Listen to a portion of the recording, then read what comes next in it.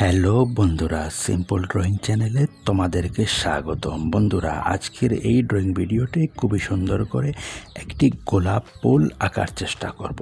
তো দেখো, গোলাপ ফুল আঁকার জন্য প্রথমেই আমরা একটি লাভ চিহ্ন অঙ্কন করেছি। এবার নিচে দিয়ে সোজা করে একটি রেখাচিত্র অঙ্কন করে উপরের দিকে তুললাম। এবার ভিতরের অংশটি একটু পেঁচিয়ে নিলাম। দেখুন, দেখতে দেখতে একটি সুন্দর গোলাপ ফুল হয়ে গেল। এবার এই জায়গাটি একটু বাঁকা করে নিয়ে নিচে লাগিয়ে দিলাম। এবার নিচের অংশটি আমরা এই পাতার অংশটি এভাবে দিলাম, দিয়ে এবার নিচে এরকম দিয়ে দিলাম। এটা ছোট্ট একটি ডাল হয়ে গেল। এবার একটি পাতা অঙ্কন করলাম। এ পাশে আরেকটি পাতা এঁকে দিলাম।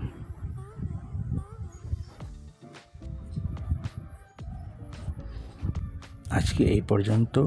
ভিডিওটি ভালো লাগলে আমাদের সাথেই থাকুন।